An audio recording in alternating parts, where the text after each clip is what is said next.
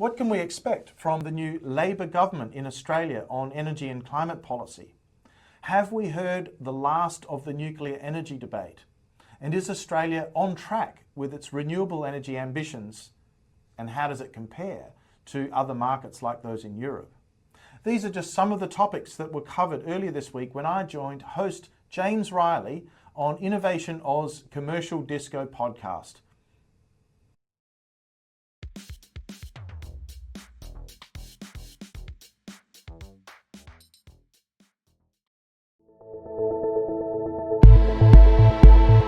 From InnovationAus.com, I'm James Riley. Welcome to the Commercial Disco. Join me on a voyage of commercial discovery, where we uncover great ideas in deep tech and research. The Commercial Disco is your window on the nation's business innovation landscape.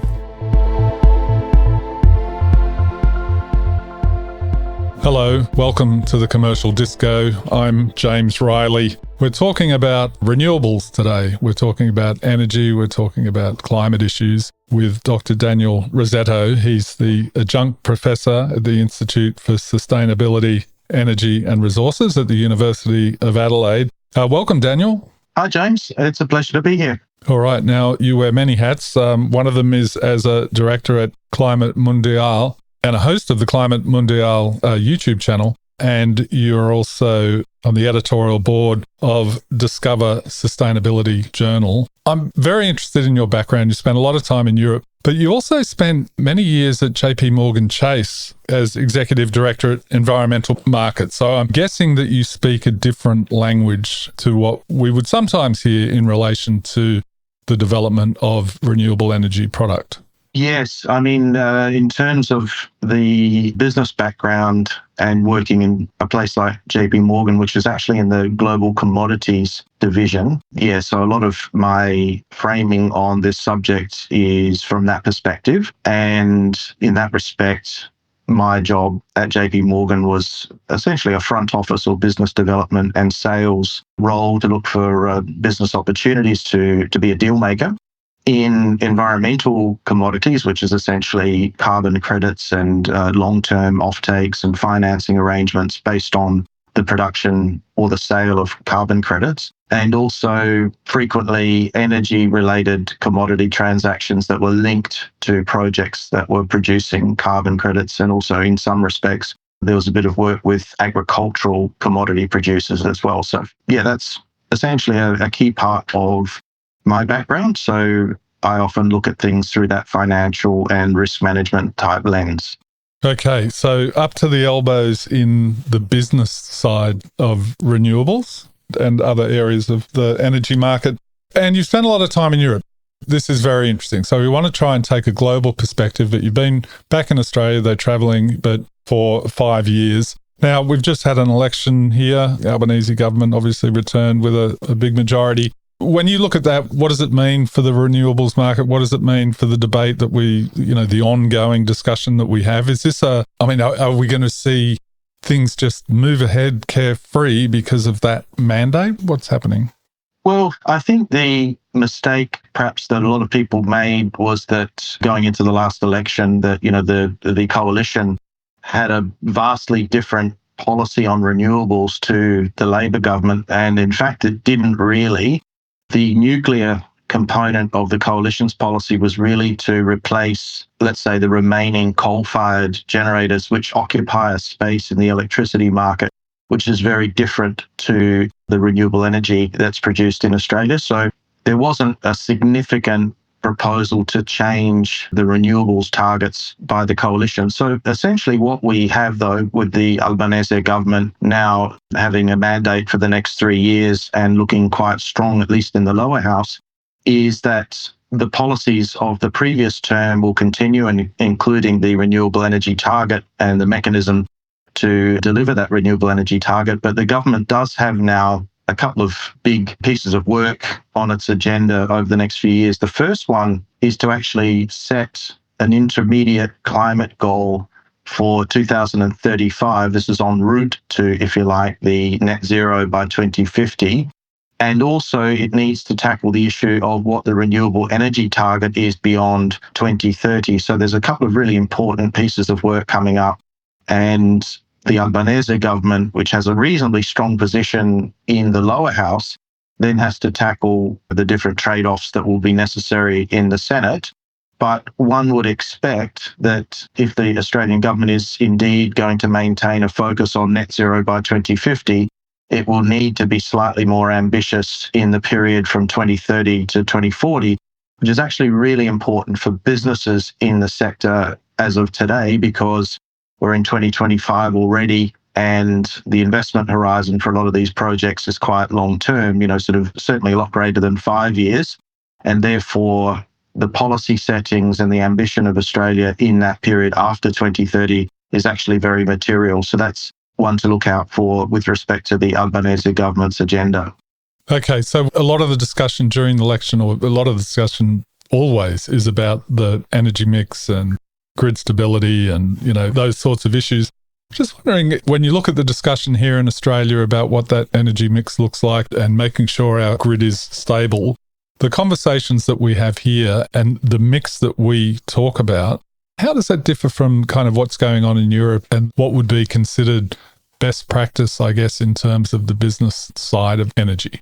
Well, interestingly, the situation in Australia is remarkably similar to a lot of the markets that we see in Europe. This is from an electricity standpoint.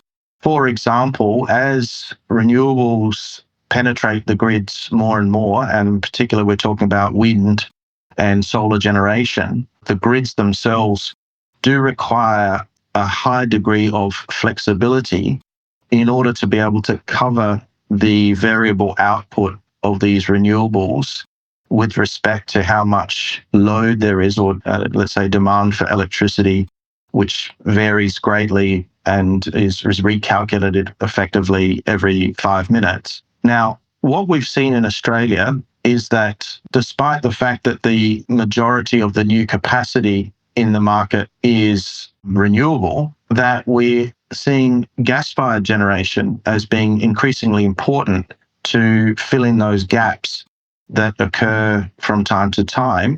And the reason why gas is very important in this regard is because you can start and ramp up the production of a gas-fired power plant very quickly. It's called, in the electricity markets, it's called fast start plant. And that means the gas-fired generation, albeit the new build gas plant is not as common as renewables, we're seeing its important role to fill in these gaps, if you like, act as a peaking plant in the market. Now, that's happening in Australia, but if we look at, and I'll pick an example of a country in Europe, in particular Italy, where I've been doing a lot of work and focus lately, is more or less exactly the same thing is happening there as more and more solar and wind is coming online. The role for gas as a peaking plant and to deal with the intermittency of renewable generation is increasing as well. And what that tends to do is the gas-fired electricity generators still need to recover, generate revenues to provide a return on the capital investment that's been made. And if the generators are being used less frequently, but doing this important role in the market, they tend to charge a higher unit price for when they're actually dispatched. And as a result, the overall wholesale market prices for energy tend to increase as a result of this participation of marginal gas-fired power plants in the market. And so what Europe is doing, and in particular Italy, is it's seeking a solution whereby the price of overall wholesale electricity and of renewables is decoupled from the impacts of the gas-fired peaking plants. So Europe is probably slightly ahead of Australia in that regard. So I would expect to see in Australia over the coming years a little bit more focus on that. But I raise that to say that the Australian and European energy markets are actually in some respects quite similar because they're dealing with these challenges at the same time. Yeah, the business side of the energy market is incredibly interesting. Let me ask you then about nuclear. And obviously we've had a discussion here during that election campaign on nuclear. Europe obviously has nuclear generators. There's nothing going to happen in this term, but where do you kind of sit with that?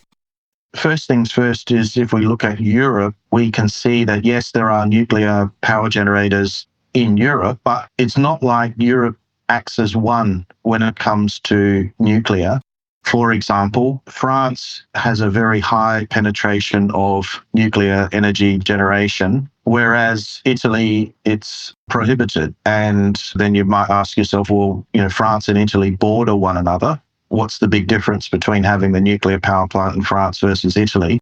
And it comes down to the political choices of the two countries. So it's not like the whole European Union is acting as one when it comes to nuclear. Then, if we look at Germany, which had a very high level of penetration of nuclear up until about 2011, when there was the Fukushima disaster in Japan, led to a decision to close down the nuclear plants in Germany. And there's been a phase-out program, whereas now people are starting to talk again about ramping some of that production up in Germany. So in Europe, things vary quite a lot. And if we look at Australia, then we can see that public sentiment on nuclear varies quite a lot as well. What I found particularly unusual about the policy that the coalition took is if you actually remove the word nuclear from what they were proposing, the federal government would have been in a position, you had the coalition won, where it was going to build, own and operate 7 thermal baseload power plants across Australia. So without even mentioning the word nuclear, that's a highly unusual position, because in principle, governments, other than there's an exception or two with Queensland, Western Australia and Tasmania, but state governments are the ones who've been involved in power generation. The Commonwealth has never built a power generation plant in its entire existence. And yet you had the government proposing, or the coalition as an opposition proposing to build, own and operate all these plants. So that in and of itself was very unusual. And it would have been very interesting to see, had they won, whether they could actually implement that policy without really distorting the wholesale electricity market, because you've got, public investment mixed in with private. But that's what I found most remarkable, if you like, about that particular policy. Nuclear itself, I tend to be on the side of being technologically agnostic and saying, look, let's allow the market to make decisions based on commercial considerations and making sure that they meet the various reliability, safety, and economic parameters that are also set in place through regulation. So Australia's issue right now is that we've been through a period where people have discussed nuclear, but they've discussed it with respect to a government-owned business model. And I'm not sure that that's the right one for Australia. I don't think that's the last we've heard of nuclear, but that's just me. One of the areas that we report on quite heavily is on artificial intelligence and the opportunity of AI. There's a huge amount of lobbying going on in Canberra right now to streamline approvals processes for data centres. I think not just AI data centres, but there is a feeling that Australia has a competitive advantage in its renewable sector to power these very power-hungry data centres. So I wonder, whether you've done any thinking on that, and whether the argument is that demand for data centres here is attracting, tens of billions of dollars worth of investment. And this can help underwrite or underpin the building of renewables infrastructure. I mean, they consume a lot of power themselves. So how do you look at that? Is this something that will underwrite Australia's renewable needs, or is it something that will simply power the data centres of the interests that own those data centres? In principle, if Australia has a comparative advantage in data centre development and operation, and there's a need for there to be more renewables in order to, if you like, make those data centers as low carbon as possible, which I think is definitely a real phenomenon. We see a lot of these big tech companies who are investing in data centers entering into very ambitious renewable energy procurement programs and so forth. In principle, I think that's fantastic. That's a really good opportunity for Australia. If it didn't have the comparative advantage, of course, those firms, being international firms, would look elsewhere. So I think that's very interesting. And I think a lot of the renewable energy procurement that those data centers will enter into will be bilateral, over-the-counter, power purchase agreement type arrangements. So they'll be somewhat outside the normal wholesale electricity market. But in principle, if that's an interesting area for tech companies, then I'm in favour of it. Look, I think there's going to be a huge amount of demand on data centers. The amount of activity in Canberra around AI and data centers and the giant hyperscaler and bunch of companies all looking for a share of voice into government, and they're certainly keen to get the ear of the minister. Look, can I ask you about hydrogen? When we talk about energy mix, a lot of attention has been given to hydrogen in this country, or, green hydrogen. In this country, the federal government has really backed some of the projects here, but it's fallen off a little bit. A couple of the projects have become marginal. A couple of the projects have fallen over. So what does hydrogen look like in this country compared to the efforts elsewhere in the world?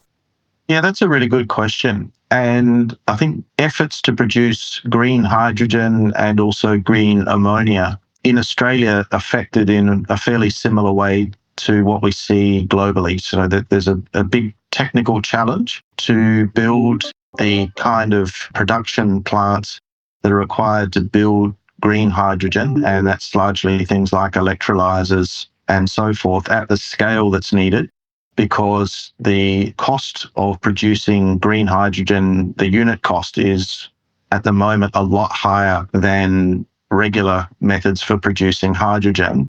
And one of the keys to bringing down that unit cost is to actually achieve scale. So, produce a lot more of it, make greater utilization of the plants that are to be used, and so forth. But this is all occurring at a time when we don't actually have known demand for hydrogen in general, and in particular green hydrogen. So we're sort of trying to build the infrastructure, create the supply at the same time that we're trying to, globally grow demand. And the biggest challenges that green hydrogen faces is that A, it's very expensive, and B, it's not as technically feasible as a lot of the proponents would like it to be. So the benefits of having green hydrogen are well known as a storage medium as well as a means of decarbonising industry. So the theory is very good. The problem is it comes hard up against these commercial challenges. And Australia, in that sense, and what we're observing with respect to plants and projects being mothballed and, development plans being shelved, is not massively different from what we see in Europe, United States, the Gulf region, etc. So if you're Prime Minister for the day, or the Environment Minister, or the Energy Minister, what do you do with the hydrogen? I mean, you wouldn't call them sunk costs, but certainly there has been some investments made in these big projects. You continue to pursue it on the side, or how does it work? Because some of these giant infrastructure programs around green iron are really relying on this.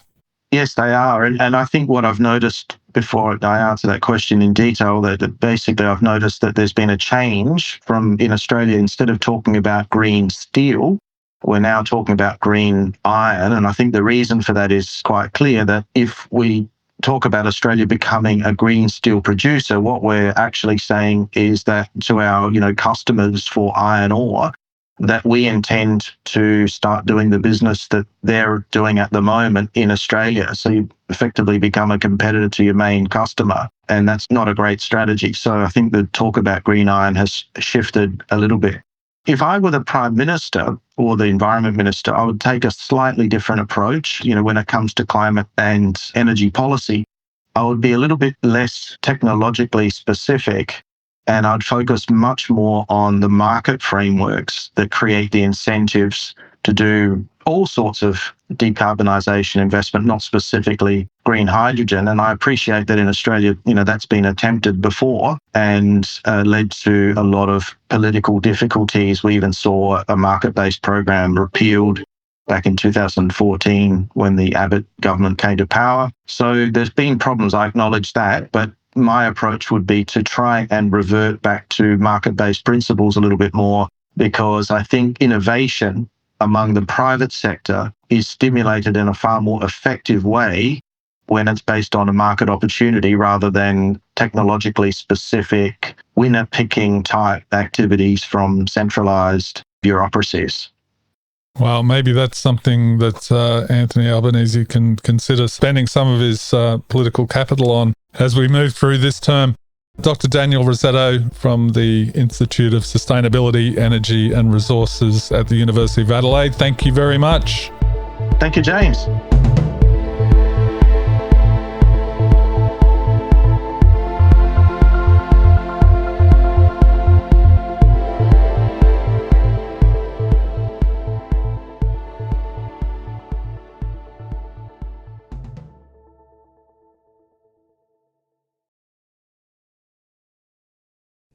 Well, there we have it. I hope you enjoyed the discussion with James. What do you think about Australia's energy and climate policies? Is the country striking the right balance between picking winning technologies and creating the right market frameworks for firms to invest and innovate? Let me know what you think in the comments section below. Thank you for joining me today, and I look forward to seeing you again soon in the next episode of Climate Mundial's Energy and Climate Weekly. Bye for now.